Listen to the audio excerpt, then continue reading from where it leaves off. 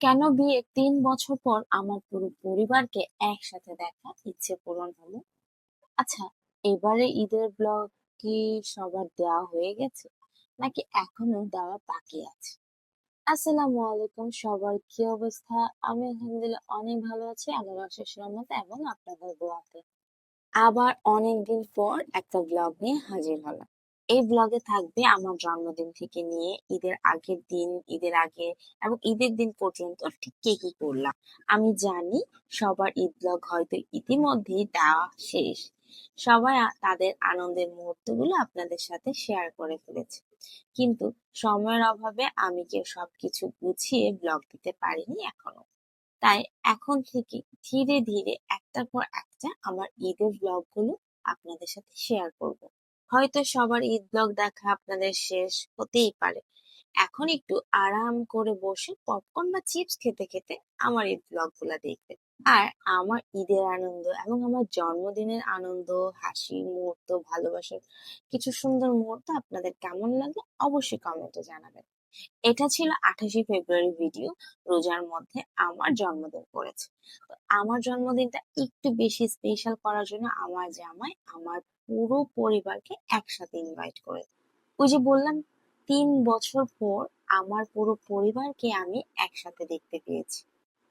আমার মেজো বোন জামাই যেহেতু আমাদের থেকে একটু দূরে থাকে, তো সব সময় আমাদের সবার একসাথে হয়ে ওঠা হয় না। আমার বিয়ের এই 3 বছর পর আমার পুরো পরিবার একসাথে হয়েছে, আমার মেজো বোনের জামাই দেশে এসেছে। জিনিসটা আমার কাছে খুবই আনন্দের ছিল। তাই ওই দিনটা যতটা স্পেশাল ছিল তার থেকে দ্বিগুণ স্পেশাল হয়ে গেছে আমার পুরো পরিবারকে একসাথে দেখে। সব কিছুর আয়োজন আমি নিজে একা করেছি।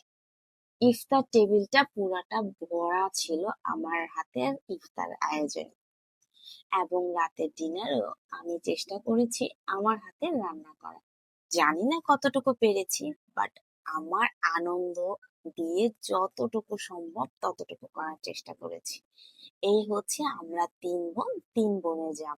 আলহামদুলিল্লাহ, আমার বাবার 3 রাজকন্যা। সব মিলিয়ে আমার জন্মদিনটা তো খুবই দারুণ কেটেছে। ঈদের আগে 2 দিন আগে আমি আমার ছেলে সব গিফট গুলা একসাথে করছিলাম, ঈদের ড্রেস গুলা। তার বাবা কি দিয়েছে, তার মাম্মি কি কিনেছে, তার চাচু আব্বি, তার আম্মা মাম্মি, ভাই বোন চাচি কে কি দিয়েছে সব একসাথে করে তাকে দেখাচ্ছিলাম এবং তার সাথে গল্প করতেছিলাম।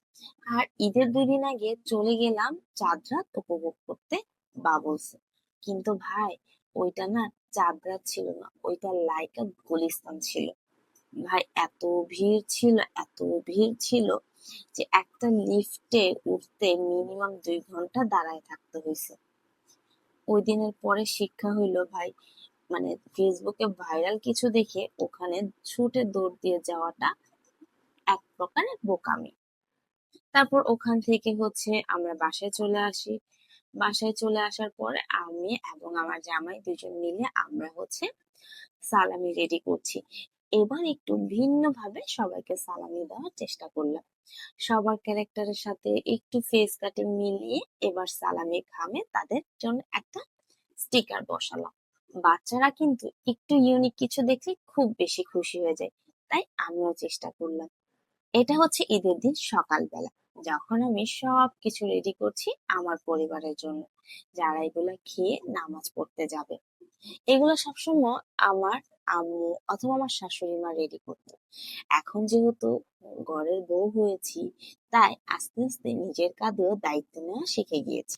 যেমন এই লাচ্ছা সেমাইটা আমার শাশুড়ি সবসময় করতো, তার হাতের এই লাচ্ছা সেমাইটা আমার শ্বশুর বাড়ির সবার অনেক প্রিয়, ইভেন আমারও। আস্তে আস্তে এই সেমাই রান্নাটা আমি শিখে গেলাম, আমার শাশুড়ি আমাকে শিখাই দিল। তারপর থেকে ঈদে এটা আমি করি বাসার সবার জন্য।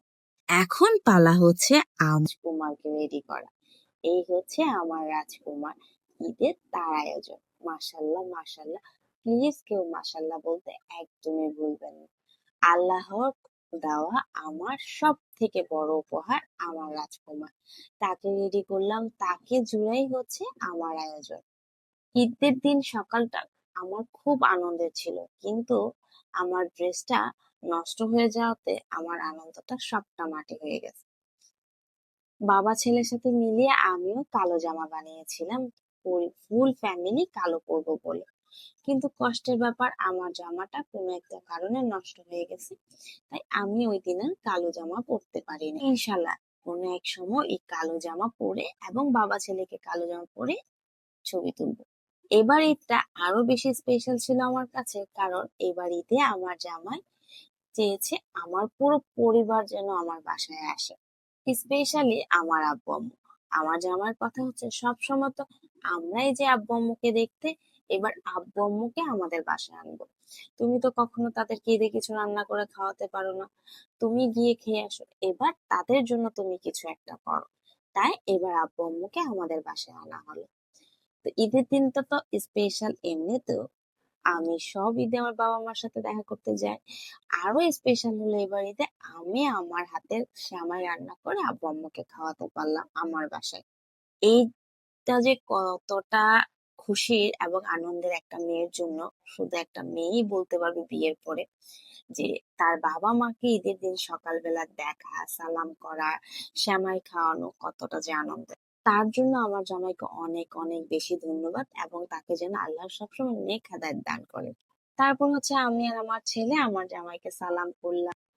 সালাম করে হচ্ছে আমি, আমার জামাই এবং আমার ছেলে চলে গেলাম একটু ঘোরাঘুরি করতে রিক্সা দিয়ে। রিক্সাতে ঘুরু ঘুরু করতে করতে আমি চলে গেছি আমাদের বড় চাচা শ্বশুরের বাসায়। ওখান থেকে দেখা করে আমরা চলে আসতেছিলাম বাসায়। এই যে বাপ ছেলে হাঁটতেছে, মাশাল্লাহ মাশাল্লাহ, কতটা সুন্দর লাগতেছে তাদের, তাদের পাঞ্জাবিটা এত সুন্দর হয়েছে মাশাল্লাহ। তারপরে এই তো দুপুর আয়োজন, সবাই একসাথে বসে ভাত খাচ্ছে। ভাত না, বিরিয়ানি খাচ্ছে। ওই দিন আমি বিরিয়ানি রান্না করছিলাম। আমার যা হচ্ছে কাবাব রান্না করছে, পুডিং করছে।